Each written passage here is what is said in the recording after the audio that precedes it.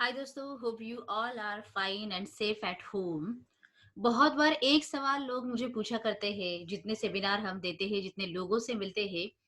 मैं बिजनेस करना चाहता हूँ, मैं एक्सपोर्ट करना चाहता हूँ, लेकिन उसमें रिस्क भी नहीं चाहिए, ज्यादा इन्वेस्टमेंट या कम या जीरो इन्वेस्टमेंट चाहिए, लेकिन मुझे मुनाफा ज्यादा मिलना चाहिए या फिर प्रॉफिट ज्यादा मिलना चाहिए। और फिर ऐसा कोई धंधा है, आप बता सकते हो क्या कि मैं ऐसा कर सकता हूँ? दोस्तों, ऐसा सवाल बहुत सारे लोगों के आते होंगे। शायद आपको भी ऐसे मन में आया होगा कि मुझे रिस्क नहीं चाहिए, लेकिन मैं प्रॉफिट कमाना चाहता हूँ, लेकिन मैं बिजनेस करना चाहता हूँ। हाँ दोस्तों, ऐसे बहुत सारे बिजनेस आप कर सकते हो जिसमें बहुत कम रिस्क होती है, या फिर कभी कभी रिस्क ही नहीं होती, या फिर अगर गया भी कुछ तो भी आपको कुछ ज्यादा फर्क नहीं पड़ता। और ऐसा धंधा भी आप कर सकते हो। आपको पहले सीखना पड़ेगा कि ऐसे कौन सा बिजनेस है जिसमें आप ऐसे अपॉर्चुनिटीज को भी टैप कर सकते हो। हाय दोस्तों, I am KD Sushma. I am author, trainer and business coach and on a mission to create 10,000 exporters by 2025। और इसीलिए हमारी ये वीडियो सीरीज इसीलिए ही बनाई जा रही है कि बहुत सारे लोग एक्सपोर्ट में आना चाहते हैं, बिजनेस में आना चाहते हैं, लेकिन बैरियर लेके आप आते हो और इसीलिए आपकी जर्नी आप स्टार्ट नहीं कर सकते। दोस्तों, आज मुझे ये बताना है कि there are lot of opportunities in export and import business without risk and without investment you can take. पहले हम ये देखते हैं कि एक्सपोर्ट पहले तो लोग किस तरीके से करते हैं। There are two different types. एक तो जनरली लोग इसको अप्लाई करते हैं। First is manufacturer exporter and second is merchant exporter. मतलब क्या हुआ कि बहुत सारे लोगों के पास ऑलरेडी उनका खुद का प्रोडक्ट होता है, वो खुद बनाते हैं, मैन्युफैक्चर करते हैं और वो डायरेक्टली एक्सपोर्ट करते हैं। इसीलिए वो मैन्युफैक्चरर एक्सपोर्ट करके भी मार्केट में काम कर सकते हैं। अभी इस धंधे में एक तो रिस्क भी बहुत बड़ा आया और इन्वेस्टमेंट भी बहुत बड़ी आई। जिसको अगर लेना है तो ये इस तरीके से भी लोग मार्केट में जा सकते हैं। सेकंड टाइप ये आता है मर्चेंट एक्सपोर्टर। अभी इसमें क्या हुआ कि आप खुद मैन्युफैक्चरिंग नहीं करते, लेकिन मार्केट से ट्रेडिंग करके आप एक्सपोर्ट करते हो। अभी दोस्तों, कंपैरेटिवली मैन्युफैक्चरिंग से इसमें रिस्क कम आती है, लेकिन फिर भी रिस्क भी है, इन्वेस्टमेंट भी आई और फिर आपके चैलेंजेस भी बढ़ गए। लेकिन फिर भी मार्केट में मर्चेंट एक्सपोर्टर भी काम करते हैं। अभी ये दो तरीके से तो लोग ऑलरेडी मार्केट में है, लेकिन फिर भी दोस्तों, कोई लोग ऐसे भी हो सकते हैं जिनको मैन्युफैक्चरर भी अभी नहीं बनना। शायद मैं मर्चेंट भी अभी नहीं कर सकता, लेकिन फिर भी मुझे एक्सपोर्ट में आना है, फिर भी मुझे बिजनेस करना है, फिर भी मुझे इंपोर्ट भी काम करना है। तो मैं कौन से तरीके से आ सकता हूँ? या शायद लोग ऐसे भी हो सकते हैं कि मैं अभी जॉब करता हूँ, मेरी कुछ अदर रिस्पॉन्सिबिलिटीज भी चालू है, लेकिन फिर भी मैं इस बिजनेस में कैसे काम कर सकता हूँ? दोस्तों, आपके लिए गुड न्यूज ये है कि आपके लिए अपॉर्चुनिटी अभी भी है। और आप अगर सीखने के लिए तैयार हो तो आप without investment and without risk भी इस बिजनेस में काम कर सकते हो। Let's see what are that. Without risk and without investment मतलब मॉनेटरी टर्म्स पे अगर रिस्क भी नहीं, इन्वेस्टमेंट भी नहीं, तो आप क्या क्या कर सकते हो? First is you can become a commission agent. हाँ दोस्तों, कमीशन एजेंट आपको भी पता है कि ऐसे इंसान का रोल अभी बहुत बढ़ गया है, क्योंकि मार्केट में कोई भी एक दूसरे के ऊपर ट्रस्ट नहीं रखना चाहता। तो अगर मैं बायर हूँ और आप सेलर हो, तो भी हम दोनों एक दूसरे के ऊपर जल्दी ट्रस्ट नहीं रखते। लेकिन अगर हमारे दोनों के बीच में कोई मेडिएटर आ गया, तो इसे वो बहुत आसान हो जाता है कि वो मेडिएटर ट्रस्ट बनने के लिए ज्यादा काम करता है। और इसीलिए एजेंट का रोल अभी मार्केट में बहुत बड़ा है। तो अभी कमीशन एजेंट बनने के लिए आपको क्या करना पड़ेगा, और कमीशन एजेंट बनने से आपकी रिस्क एंड इन्वेस्टमेंट कितनी हो सकती है? तो let's take part of the risk and investment. तो आपको भी पता होगा कि कमीशन एजेंट अगर कोई बनता है तो उसकी रिस्क तो उसमें कुछ भी नहीं है और उसकी इन्वेस्टमेंट भी जीरो है, लेकिन फिर भी वो रोल प्ले कर सकता है और कमीशन भी कमा सकता है। तो अभी कमीशन एजेंट बनना है तो आपको क्या करना पड़ेगा? वो बनने के लिए आपको एक्सपोर्ट इंपोर्ट का एक तो नॉलेज होना चाहिए, क्योंकि जो दो पार्टी को आप मिला रहे हो, एक्सपोर्टर एंड इंपोर्टर को, तो आपको भी ट्रेड की जानकारी होनी चाहिए, ताकि आप सब उनको बहुत अच्छा सा गाइडेंस दे सके, उनका ट्रस्ट पा सके और दोनों को कमीशन भी पा सकते हो। सेकंड चीज है दोस्तों, आप सोर्सिंग एजेंट भी बन सकते हो। और सोर्सिंग एजेंट बनने के लिए आपको एक तो पहले बिजनेस की जानकारी चाहिए। दूसरी चीज, मार्केट में सोर्सिंग एजेंट का रोल अभी बहुत तरीके से चलता है, क्योंकि मार्केट में एक भी और एक मिथ चलाया जाता है कि एक्सपोर्ट मतलब बहुत रिस्की बिजनेस होता है। और अगर आप ऐसे सोचने वाले हो, तो आपके लिए अपॉर्चुनिटी ये भी है, क्यों ना हम डोमेस्टिक ही काम करें, लेकिन एक्सपोर्ट के लिए काम करें। तो आपके लिए जो एक्सपोर्ट की रिस्क है, वो तो नहीं बचेगी, और आप जो डोमेस्टिक बिज़नेस करना चाहते हो, लेकिन विद द एक्सपोर्ट, वो भी हो सकता है। So how is that?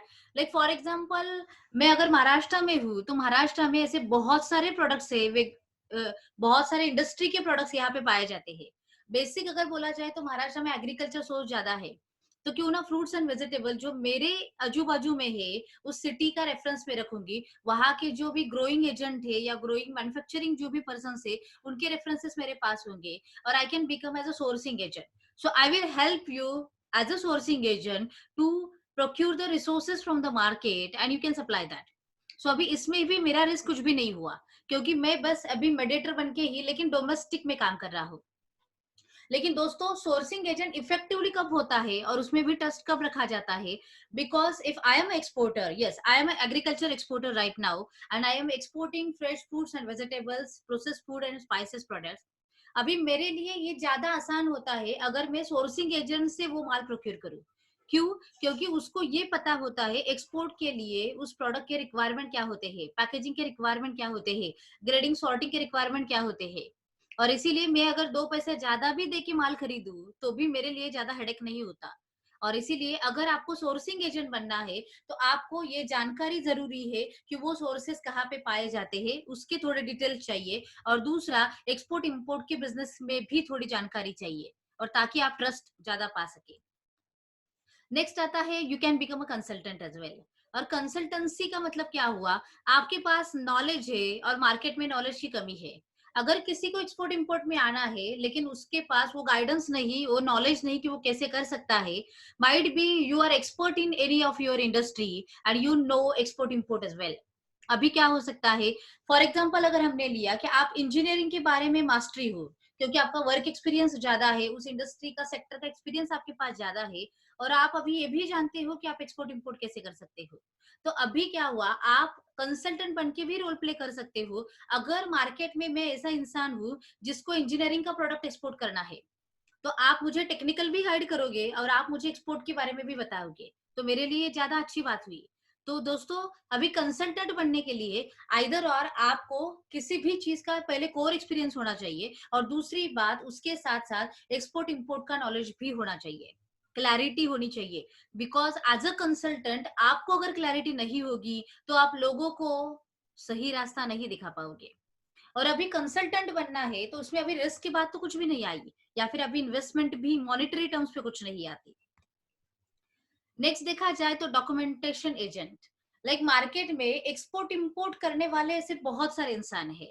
तो अभी आपको ये भी पता करना पड़ेगा कि बेसिक किसी को भी किसी भी प्रोडक्ट में, किसी भी सेक्टर में, वेदर प्रोडक्ट और वेदर सर्विस, एक्सपोर्ट या इंपोर्ट कुछ भी करना है, तो बेसिक डॉक्यूमेंटेशन तो लगते ही लगते हैं, and these are the mandatory documents. तो अगर मैंडेटरी ये डॉक्यूमेंट्स लगने ही वाली है, तो इसकी भी सर्विस देने वाले भी लोग मार्केट में क्रिएट है। तो क्यों ना आप वो काम करें। अब अभी अगर आप जॉब कर रहे हो, तो जॉब को देखते-देखते आप ये डॉक्यूमेंटेशन जो मैंडेटरी लगते हैं बिज़नेस के लिए, वो निकालने का भी काम कर सकते हो। और रही बात दोस्तों, लोगों को ये लगता है कि ये क्या कोई काम हुआ क्या, और इससे कितना बड़ा बिज़नेस कर पाएँगे। लेकिन आप समझने में गलती कर रहे हो कि शुरुआत तो मैं छोटे से करूँगी। मैं शुरुआत आईईसी निकालने से ही करूँगी, इम्पोर्ट एक्सपोर्ट कोड निकालने का ही काम करूँगी। लेकिन साथ-साथ अगर मेरे पास एक्सपोर्ट इम्पोर्ट का नॉलेज है, तो जिसकी मैंने आईईसी निकाली है, उस इंसान को मैं आगे जाके एक्सपोर्ट की कंसल्टेंसी भी दे सकती हूँ। मतलब क्या, आपने अपना प्रोस्पेक्ट मार्केट अभी से क्रिएट किया है। तो स्टार्ट तो करो, शुरुआत करो, छोटे से ही सही करो, लेकिन मार्केट में खड़े रहो। नेक्स्ट आ सकता है मार्केट एनालिसिस। अभी दोस्तों ये भी है कि मेरे पास प्रोडक्ट है, मेरे पास फंडिंग भी है, लेकिन मुझे ये पता नहीं एक्सपोर्ट करने के लिए मैं कौन से मार्केट को टैप करना करूंगी, या कौन से मार्केट को मैं स्टडी करना जरूरी है, या कौन से मार्केट में मैं एंट्री कर सकती हूँ। और इसीलिए बहुत सारे कारपोरेट्स भी, स्मॉल मीडियम लार्ज सेक्टर्स भी मार्केट एनालिसिस के ऊपर ज्यादा काम करते हैं। अभी उनके पास शायद वो मैन पावर नहीं है, या फिक्स एम्प्लॉय हायर नहीं करना चाहते, और इसीलिए ये सर्विस आउटसोर्सिंग किया जाता है। तो अगर आप मार्केटिंग एक्सपर्ट हो, या फिर आप मार्केट के रिलेटेड ज्यादा इंटरेस्टेड पर्सन हो, तो आप मार्केट एनालिसिस पे भी काम कर सकते हो। और दोस्तों ये भी है कि अगर मुझे थाईलैंड के बारे में जानना है या मार्केट एनालिसिस करना है, तो मुझे बेसिक एक्सपोर्ट इंपोर्ट भी पता होना चाहिए। तब जाके मुझे ये फैक्टर्स पता चलेंगे उस मार्केट में मैं कौन सी जानकारी ले सकता हूँ, और इसीलिए मेरा रिपोर्ट भी बेचा जा सकता है। एंड पीपल आर सच में पेइंग फॉर दैट पर्पज। तो आप मार्केट एनालिसिस का भी काम कर सकते हो। नेक्स्ट आता है एज अ ट्रांसलेटर। अगर आप कम्युनिकेशन में अच्छे हो, because your skill is in communication, various languages अगर आप सीखते हो, तो आप ट्रांसलेटर बन के भी काम कर सकते हो। क्योंकि मार्केट में ये बहुत बड़ा प्रॉब्लम है, लोगों को लगता है language barrier in international business, कि मुझे मराठी हिंदी ही आती है, इंग्लिश नहीं आती, और तो फिर मैं इंटरनेशनल बिजनेस कैसे कर सकता हूँ। सो दोस्तों, उसके लिए सॉल्यूशन ये है कि आप ट्रांसलेटर को हायर कर सकते हो, आप इंटरप्रेटर को हायर कर सकते हो। और अगर ये सॉल्यूशन है तो आपके लिए अपॉर्चुनिटी बनी, जिन लोगों को कम्युनिकेशन अच्छा है और वो बहुत कुछ उसमें सीखना चाहते हैं, so you can become a role play as a translator भी।